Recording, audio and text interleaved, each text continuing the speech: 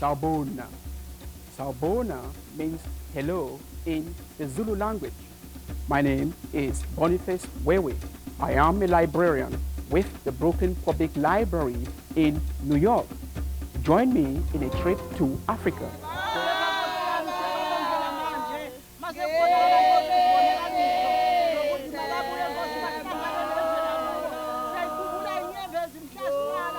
Hello, my name is Barbara Wewe from PS28 in Brooklyn, New York. Let us take a short trip to Africa and discover some daily life professions. We will spend a day with a witch doctor called Sangoma. Hi, what image comes to your mind when you hear about Africa? What are some of the stereotypes? Wars, corruption, poverty, military dictators, embezzlement, social strife, you name it. But there is the other Africa. Should body parts be prescribed by traditional doctors to be used for wealth and other rituals? Categorically no. Body parts should never be used for wealth and other rituals. And anybody who indulges in such body parts called muti, anybody who indulges in such activities should be hanged. Most Africans believe in the supernatural world and the spirit of their ancestors. They do consult psychics and shamans for most of their problems, from love, sickness to wealth. It is rumored in Cameroon that when cabinet reshuffle is imminent, some ministers use unorthodox means that include consulting pygmies and other witch doctors to maintain their positions. Depending on where you find yourself, the words for medicine, witchcraft might include Mungang, Ngambi, Famla, Kung, Makang in Cameroon, Bwiti in Gabon, Muti in Southern Africa, and Kindoki in the Congos. In the so-called Muti murders, people kill children and other human beings and extract their genitals and body parts for medicine and charms. Others rape baby girls with the erroneous belief that it cures AIDS. In the Congolese expatriate communities in England and even at home in Kinshasa, Congo, children are accused for being witches or kindoki. They are sent to Pentecostal revivalist churches known as combat spirituel for cleansing and exorcism that might include abuses ranging from starving, slashing with knives and razors, pouring hot pepper in their eyes and shouting. The poor innocent kids are scapegoated by their parents for different mishaps from unemployment, ill health, poverty, you name it. There is the other Africa. In his song, Africa, French legendary musician Michel Sardou painted a very rosy picture of the continent from the hills and valleys like the Valley of 1,000 Hills to the lush tropical forest of West Africa. The witch doctors of Pretoria, South Africa, the drums and beauty as well as happiness of Saint Louis, Senegal, all the way to Yaoundé in Cameroon.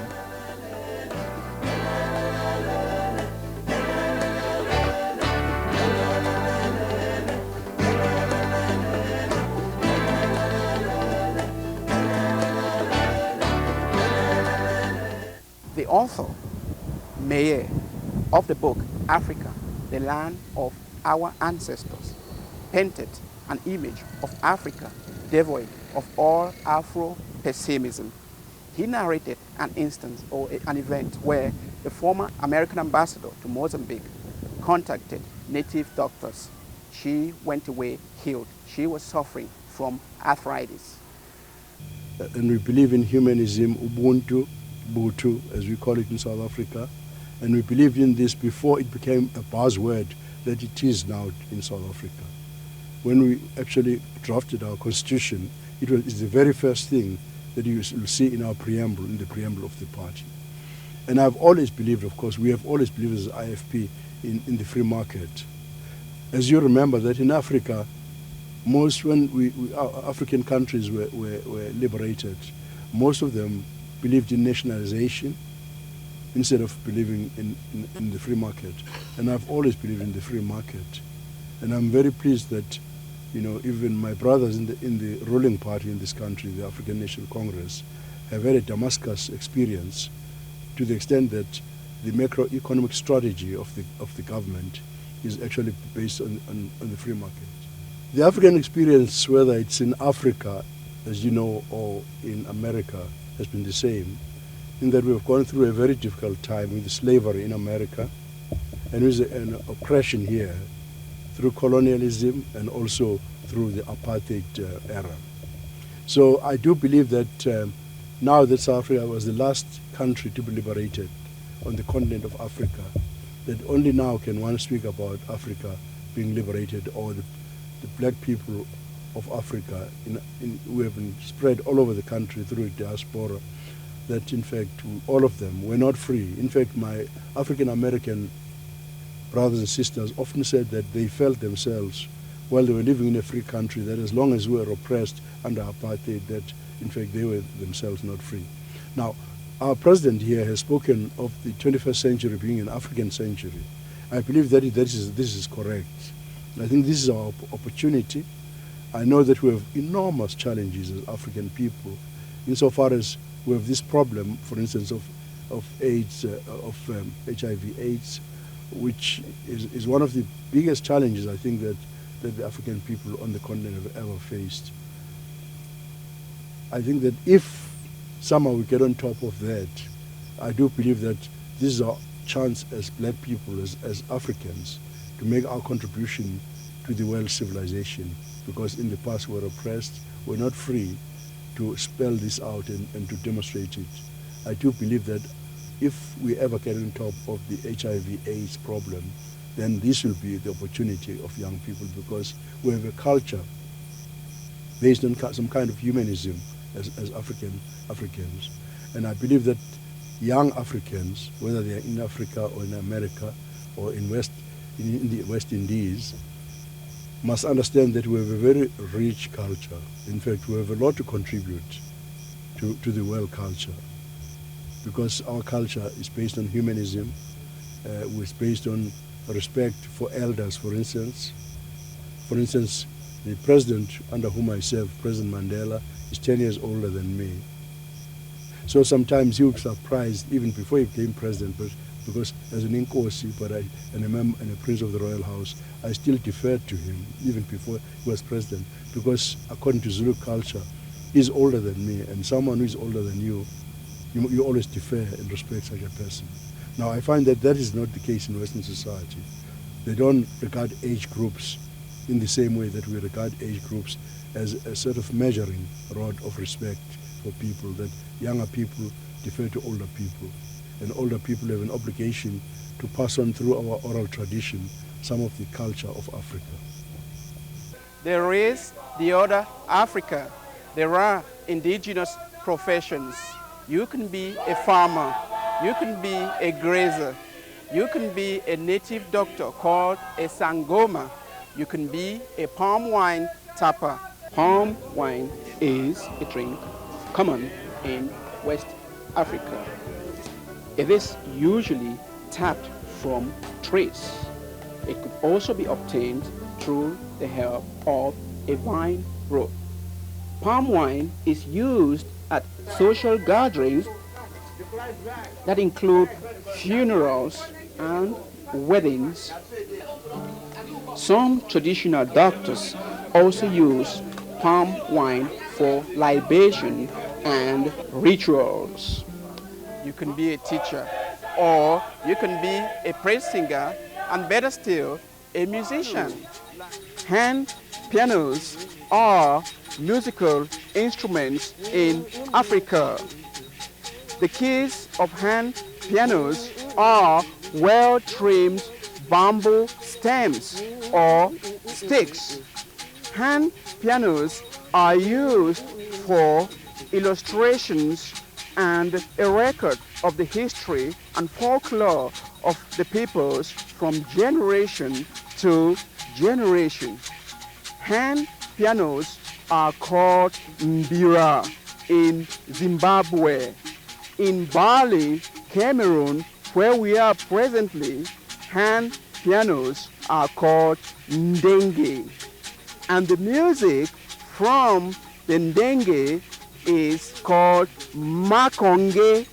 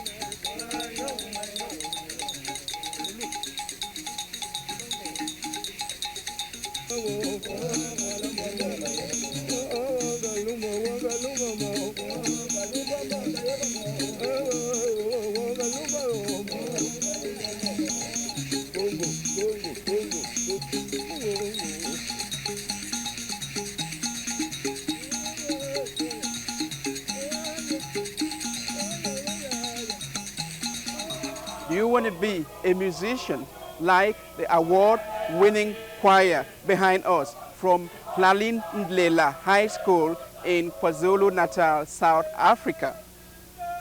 My name is Khayelehla Mhlongo. Surname is Mhlongo. Age is 20. My life music. My name is Bonelo. My surname is Madlala. I live at Kwangolosi. My age is 15 years old. My name is Perfect. My surname is Ndaba, and I'm 15 years old. My name is Pilani. My surname is Bonam, and I'm 14 years old. My name is Tutugo. My surname is Ndlovu. I'm 15 years old. My name is Sandile. My surname is Ngobo. I live at Kwangolosi. My age is 16. My name Kosingipili Ngiti. My surname is Ngiti. 17 years old. My name is Richard Pengu and I live in Kwangolosi. I'm 17 years old. My name is Richard. My surname is Dimba. I live at Kwangolosi. I am 16 years old. My name is Vincent. My surname is Mazega. I live at Kwangolosi. I'm 21 years old. My name is Lucky. My surname is Impela. I'm 19 years old. My name is Bright. My surname is Ngongo. I'm 16 years old.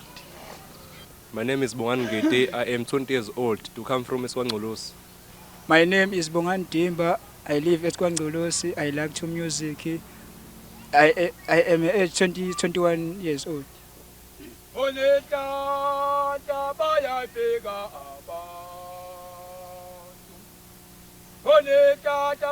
pegamas. Bonita tabaya palamas. Bonita tabaya palamas. Ushugu tisina sebezele muba. Oh, sifunita tabaya palamas. Bonita tabaya palamas. Bonita tabaya palamas. Ushugu tisina sebezele muba. Ushugu titsina sebenzele muba. Ushugu titsele muba. Sebenzele muba. Ushugu titsele muba. Oh, sifunita tabaya pegante. Sifunita tabaya palama. Sifunita tabaya palama. Ushugu titsina sebenzele muba. Sebenzele muba. Ushugu titsele muba. Sebenzele muba. Sebenzele muba. Ushugu titsele muba. Oh, sifunita tabaya pegante. Sifunita tabaya palama. Sifunita tabaya palama. Ushugu titsina sebenzele muba. Sebenzele muba. Ushugu titsele muba. Sebenzele muba.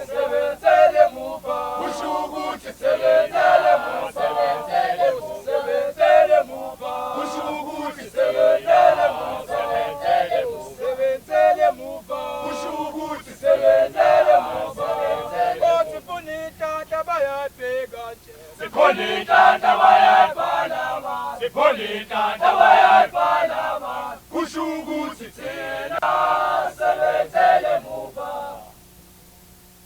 Sangomas are wrongly referred to as witch doctors. This is not the case at all. A Sangoma has nothing to do with black magic apart from fighting it. They are much respected within the community as psychologists, priests, and spiritual healers. They work with herbs, roots, snake skins, animal parts, and many other things. When one consults a Sangoma, it is the spiritual side that is investigated. A Sangoma can reveal the past, look into the future, and find lost objects, and identify thieves if anything has been stolen by throwing bones while talking to his ancestors. Zulu culture prescribes to the belief that when a loved one passes on, his spirit continues to exist and guide the living.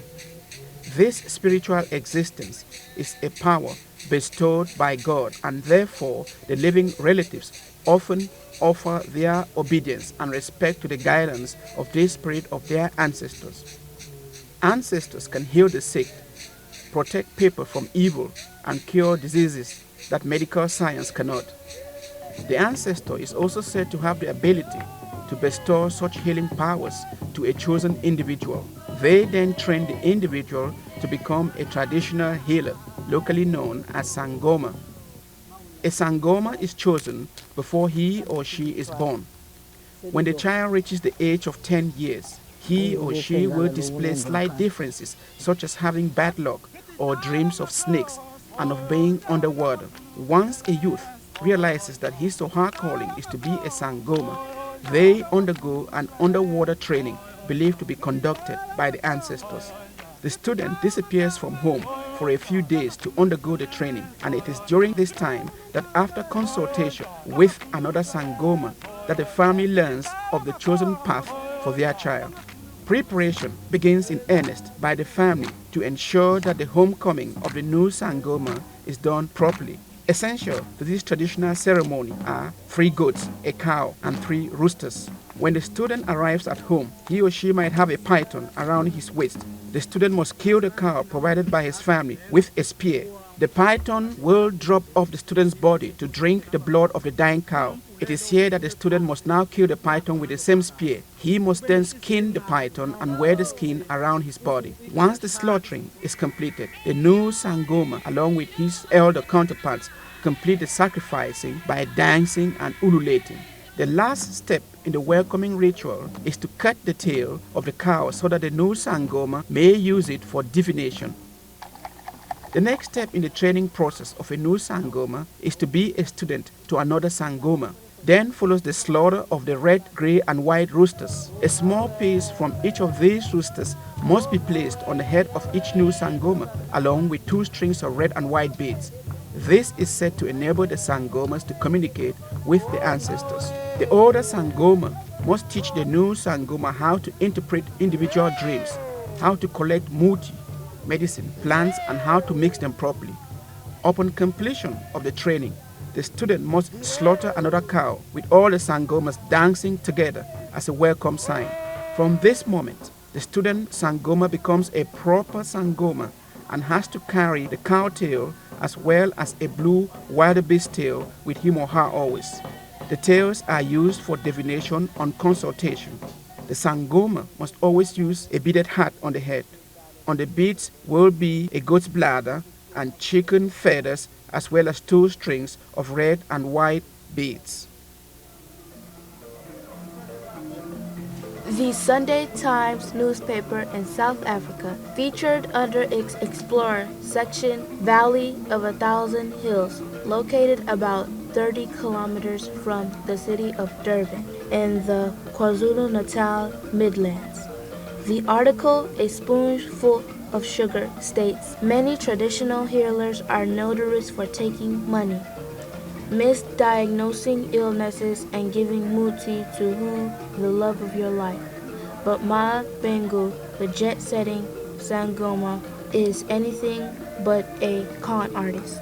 In Kwangolosi, everybody knows where Mabengu lives, not only because she trained a white girl from Harwick to become a fully fledged Sangoma, but because she dared tread in uncharted territory by interrogating traditional medicine with the Western medicine, and successfully at that.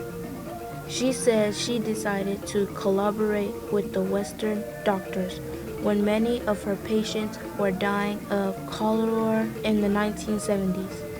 The doctors taught her the simple concoction they use to treat the dehydrating disease: 8 teaspoons of sugar and half a teaspoon of salt. She then formally decided to become a community health worker, and today she treats people suffering from cholera, TB, HIV, AIDS. For me, it's not about money, but about saving lives.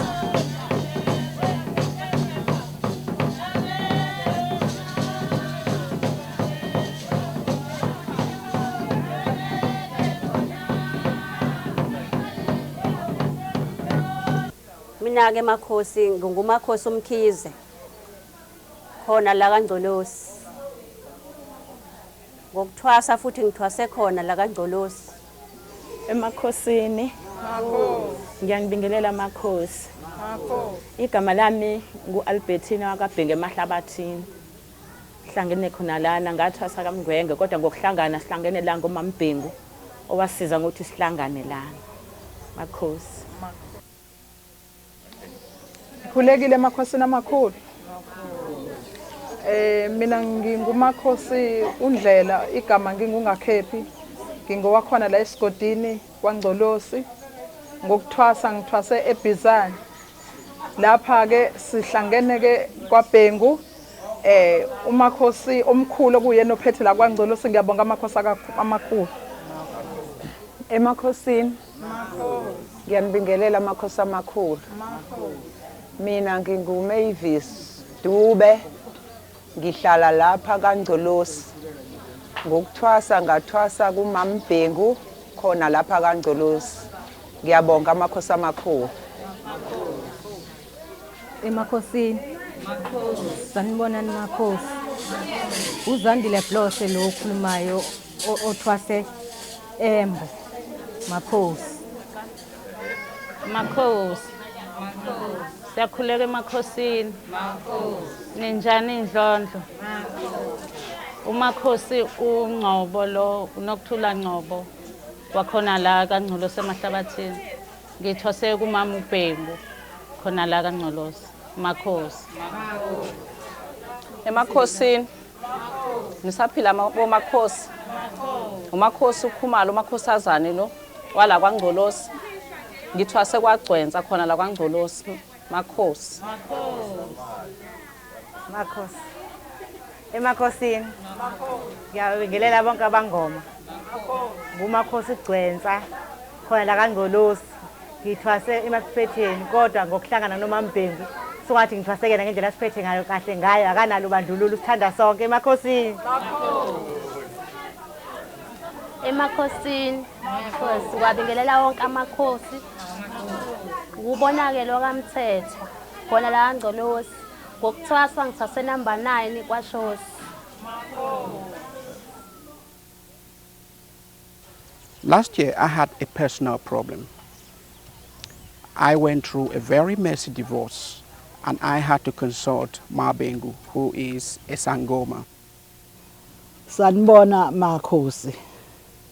Mina ngingumakhosi uBhengu.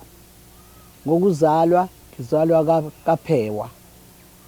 Ngendawo kwaZulu Natal. NginguMaphewa oshadile kaBhengu. Ikheli yami ise Potazini ngokuzalwa. Kokushada ise Hillcrest kwaNgcolosi eHillcrest. Iward yethu uward 8 eMshatsi. La ngathwasa khona ngathwasa kaNyuswa kwaShozi Isibongo. Ngathwasa ngo1965. ngaqala ukuba isangoma. Ngo-1980 ngaqala ukuba i-health worker, ngaba unompilo. Ngafundisa abantu umphakathi ngiyisangoma, ngafunda nami okuningi engakuthola ngunompilo ngiyisangoma. Ngathola ukuhlanzeka, ngathola ukuthi abantu kufuneka bakhe ama-toilet singayi emahlathini. Ngathola iy'fundo ey'ningi, ngafunda i-home based care, ngazi ngempilo yomuntu nokuziphatha kahle kwakhe.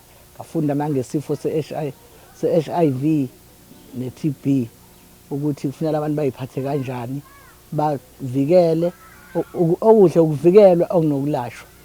Ngibafundisa ngaleyo ndlela ukuthi okubalulekile ukuhamba uyothatha igazi uthestwe ukuthi impilo yakho injani. Ngothando lwakho olusuka kuwena ukwazi ukuthi uhloniphe impilo yakho, ululeke nabantu ukuthi asenzeni nje, asithesteni igazi, sivikele, sisebenzise amakhondomu esikhathini samanje ukuze siphile kahle, sinakekele impilo yethu. Ngiyabonga. Njengamanje njengoba ngaba unompilo saqhubeka-ke ngafundisa ezinye izangoma ukuthi kuhle ukuba unompilo ufunde nge-home based care ngezasentshonalanga, odokotela basentshonalanga. Sathola nokuthi sesifunda e-University of Natal kwa-Nelson Mandela. Sonke sangena emkhandlwini wezinyanga, umphathi wethu, upresident wethu uMhlongo Jericho, ole kaZulu kaMaphumulo. Ola eThekwini osiphethe uHlongwane, umnumzana uHlongwane osiphethe. Manje sesifundile-ke, sesifundiswa zonke izinyanga ezijoyinile ezingaphansi kukaMhlongwe. Sijoyinile, sezijoyine ngisho kwa-Nelson Mandela, zafundiswa nge-HIV nangokubhasobha yonke into kubantu. Sesixhume nohulumeni wase-America kanye nohulumeni wala endaweni yakithi kanye nomasipala nezempilo zonke sihlangene nazo. Sesithole nokuthi sikwazi ukungenisa abantu, sibhale, sibe namafayili, sibabhale ama-record form ukuthi sigcwalise abantu impilo yethu, kwaze ukuthi kusebenza kwethu kubalekile ngokuba abantu baqala beze kuthina. Manje sebeza kuthina sibabhale phansi, sibhale ama-record form, noma esebuya futhi ngiphinde futhi simbhale. Sesizangoma esezi ngaphansi kahulumeni eseyisebenzisana nabasentshonalanga ukuze kube khona ukuphila emphakathini wonke, kungabi khona ukwenza into ungaziwa uhulumeni. Sijokisa uhulumeni-ke abasaziyo sebesinikeze inhlangano igama layo uPEPFAR. Le nhlangano isuka e-America, ihlangene nohulumeni walakithi South Africa. Siyakubonga lokho kakhulu, sesisebenza kahle kakhulu. Ngathi ungaqhubeka nabantu sibalaphe ngeqiniso noma sihlola. Sengangajabula ngathola umntwana wale e-America umfana ubanaleka uBoniface, ya wafika kimi engangazi, ezwile ngeVeritas, efunde emaphepheni, wafika naye ezohlola. Angazi ukuthi yena-ke uzothi mexoxa ikokela abantu uyathi ngamhlolela kanjani, kodwa useyini njengendodana yami, ngiyamthanda naye futhi uyangithanda njengoba efikile namhlanje esivakashele. Jabula kakhulu sinalabangoma sinabo labaningi bancane laba sinabo, sisebenzisana ngomnandi sihlangene. Nama-project ey'ngadi ne-project ey'nkuku ngenza ukuthi abantu baphile, kune-crash yabantu abahluphekayo abangenabani, kune-first aid ukufikela imobile ephuma e-clinic, Borders Hill Clinic. Kunezinto zonke ngizenzayo ezinhle, sibambisene nonompilo nabangoma nabantu nje bonke emphakathini, siyalungisa zonke izinto nenkosi yakithi sibambisene nayo. Ngiyabonga. Inhlungu senyoka umhlabelo uphukile, noma kuhlume ithambo. Bona ukusebenzisana kwami nabo ngithanda ngoba bona bayakwazi ukuthatha ithambo balilule, baxhumanise, balishaye nakogesi, bese bexhuma-ke selihlangana ithambo likhule liqondile. Mina ngivele nginika umuthi uhluma ithambo sihlangane, kodwa mabe ungayanga esibhedlela uzosikabe selihluma ligwembe, kanti uma uye esibhedlela uzohluma liqondile ukwazi ukuthi uphile. Ngithanda kakhulu ukubambisana nabase entshonalanga nabalaphi bendabuko ngoba usizo kuyabanjiswana. Kanti futhi lo omunye noma ngasawuthathanga owenkwantshu umlenze mhlambe naku ufuna ukushawa stroke ngizokukhothisa la ngifakele amanzi nabilayo ngithi phuza ungathi uyancinda ngoba isikhathi sokuncinda sesilate nakusaba suzophuza uyancinda uhlangothi lakho seliyabuya liyaqonda inkomishi le yona ke le umuntu mefika seyisipesheni egula mhlawumbe ushawe inyoka sengizothatha la ushawe inyoka sengizothatha lapha ngifake la thatha amanzi abila ngithele la goqoza masinyana ngithi ngijahile nangu uyafika gweqa aphuza umphuza nangespoon akwazi ukuthi abe ngcono omunye mangimthatha ngalo muntu wami esilungu ngithi ayi toilet uzuyena ozoyizwela ngitshela athi uzwe kube sekukhona inyoka ekhwacaza phakathi la etoilet kuphuma ihluli leli likhuphukayo lizofuna ukuvala inhliziyo ngesikhathi seliphumile lelo hluli suwazi kahle usindile ngoba ilokhuze ihluli ilona elivala imphefumulo ngesikhathi ephuza ke seliyehla iphika leli sekushona phansi siyaphila sebengizomthumela kodwa esibhedlela eklinikhi bafike babone nabo bakwazi ukumnika izinto zokuklina lapho la kade wonakele khona kuhle kakhulu ukubambisana nodokotela nabalaphi ngithola kuyinto enhle kakhulu ngoba abazothatha okwami nabo bazonza ngendlela yabo nami ngizonza ngendlela yami yabo kusho ukuthi lapho siqonde ukuthi kuphila umuntu asiyikhukhumbezi ukuthi mina inyanga enkulu lo dokotela inyanga enkulu kodwa nje akuphile umuntu isikhathi ke lo muthi lo wekhanda egula umuntu ephethwe ikhanda mhlambe ikhanda selibovu amehlo sekubova amehlo ikhanda ile kutheni limphethe sekufika inzululwane ngizomnika lo muthi ngithi akawubhema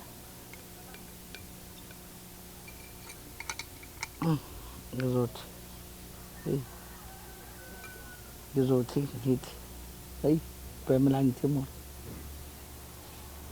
uzohosha ke awuhosha uzofikile ulwa nale yasifo esekhanda kokunye umuthi mawufika wasebenza uzothimlaza thimla igazi phuma igazi kanti mhlawumpeni wayelimele la ekhanda waye nengozi ashayeka yona iyamshaya lengozi kuphela ngaphakathi igazi langaphuma uzohlala semdala igazi lidilingane la ngaphakathi njengami nje yabo mina ngifaka izibuko nje ngake ngikanebhasi nganganaka ukubhema ukuthi ngikhiphele kwahamba amehla ngafuna ukubona kahle ngithe sengiqala ngibhema ngithi sekwase kuphuma igaxa nje izinto eziphuma la ngako dokotela bafike banginika izibuko ke bona ukuthi kodwa kwavele lapho kwasinda kanti kwasekhona izinto eziphuma idonseka la ingozi yokushayiswa imoto kodwa ngokuphuma ngikhipha yonke lwadoti nodoti osungathi uyelo owawukade uhleli ngaphakathi ngokubhema ngikhipha leyo nto la ngaphila nginalutho ukubhema kuyasiza nomuntu ehlanya ephethwe ufufunyana wakhe uthi wezinso wesifo socansi nangu baba uyagula izinto zakhe zibhlungu sevukele imbi lapho ngapha nangapha sezimthanda ukumhlupha nje yonke indawo asakwazi nokuthi aye ocansini nomuntu wakwakhe sekukhona ilonjana ezikhona la kunamanzi ama-discharge aphumayo aphuma kuyena ngendlela yokuthi ke manje mangimnika lo muthi uzothi aphuze ngithi achathe le muthi uzomklina konke lento elakuyena esibelethweni akwazi ukuthi umsize osifo socansi mawuna sikithwasa mhlambe kufika ithwasa selizohayiza lifike bese fika kamathwasa sesizolishayela ukuhamba ledlozi ezangoma sezizohlala phansi zisabelele zonenzela kanjalo Ngolosi asibabe weqenzani sicela gula ngiphi sangena ngapha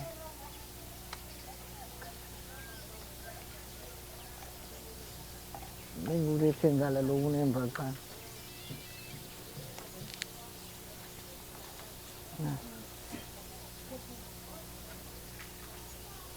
uzohlela ngenzani uthi awu senzijana uzoshiya laba manje la ithwatha lizokhushula amakhosi seyisangoma kodwa njengibona evunulile usehayizile manje uzothwasa uzofuna ukukhushula amakhosi amakhulu aphezulu njenganje umuthi lo uncenga idlozi la kubo manje ukuthi lehle lingami selifikile enyangeni sekufanele lehleke njengakuthwesa umuntu ekhanda sezo qala kawudla phalaze ngawo kodwa njengoba manje uyamukela uyangeniswa ekhaya khuluma nenyanya emlonyeni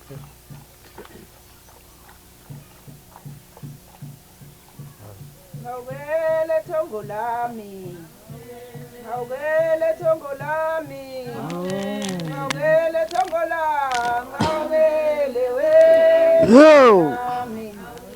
Ngawele thongo lami Ngawele thongo lami ngizenzisa mangekho Ngawele we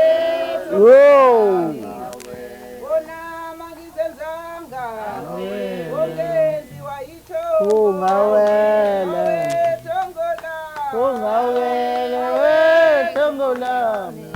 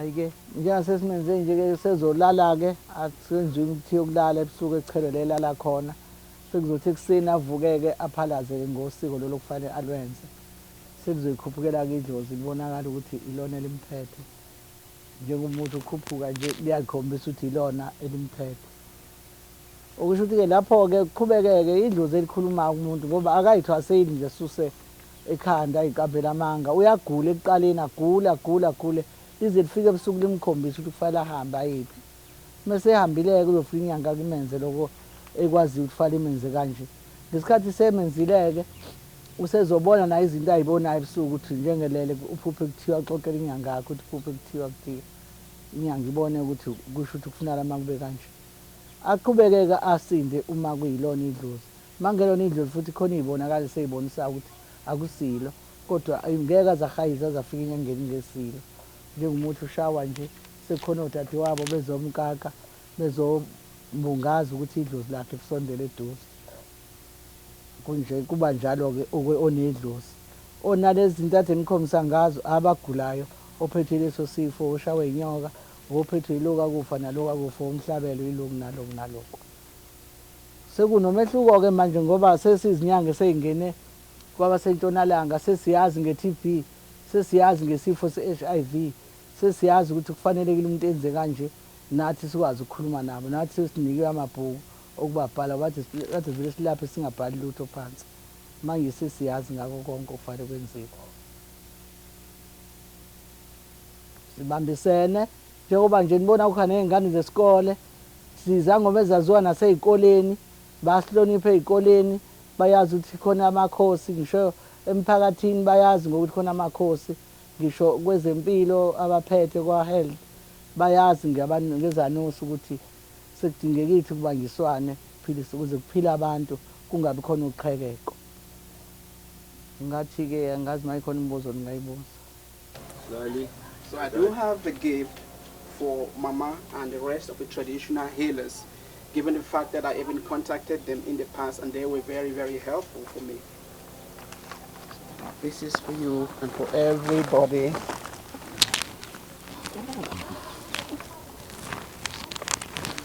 She's going on. Can you step back, course. please? Thank you. Don't too far. In shot. Right. Marcos. Marcosi, so tati pambanda blavat vishaymi kuya ngeinda. Ngano Marcos, mkhule. Marcos. Kama sam iskwa.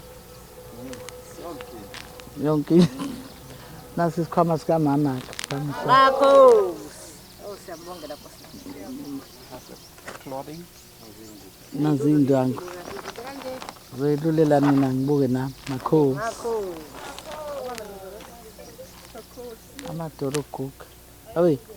Hey, Marcos, ngabo sayiva.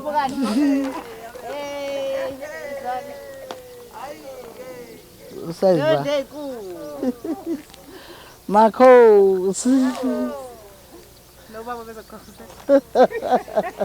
Bacala ngibaba wakho ke wena. Marcos. Marcos. Marcos.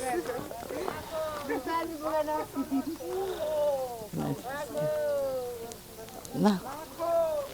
Hey. Oh! Marcos. Marcos.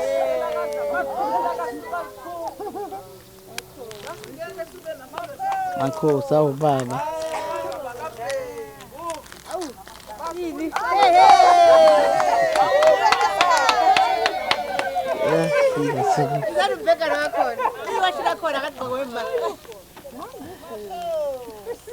Come to our show. Babonga. Sekuphela ikhulu. Ma. Uthi ubana lo ucela mhlawumbe ngabe mangabe umkhuleko noma yini ninonke nimenzele umkhuleko mhlawumbe ucela inhlanhla into enjalo. Ucela nimenzele. Yena sezokhuluma lutho. Ubani? Yena. Angimazi bawuze sazokhuluma sazo-interviewa naye. Kodwa ngicela nimenzele lokho mhlawumbe niyamcelela inhlanhla into enjalo. Somcela sobatshela. Somdlala laphansi. Yeah.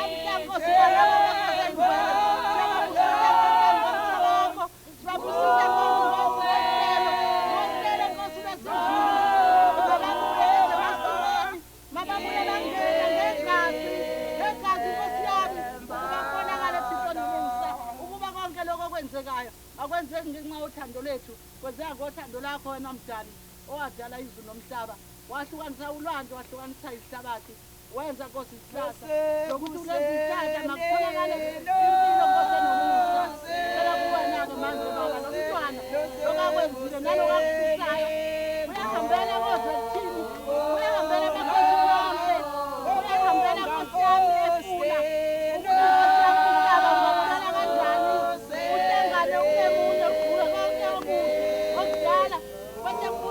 yami efula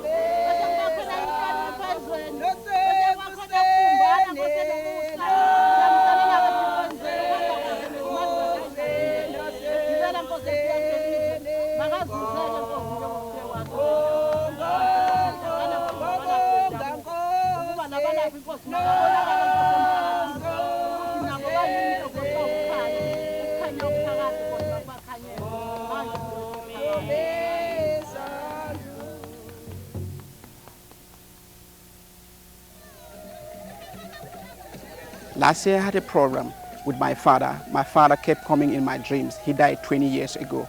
I was recommended to slaughter a goat and appease him. When I conducted the ritual, everything worked well for me. That's the African way. The major religions do recommend or they talk about Abraham being asked by God to sacrifice his only son, Isaac. He was obedient, and God asked him now to replace Isaac with a lamb. Is the African justified to slaughter goats and other animals to appease their ancestors? It is left to you. Thanks for taking your time with us on this trip.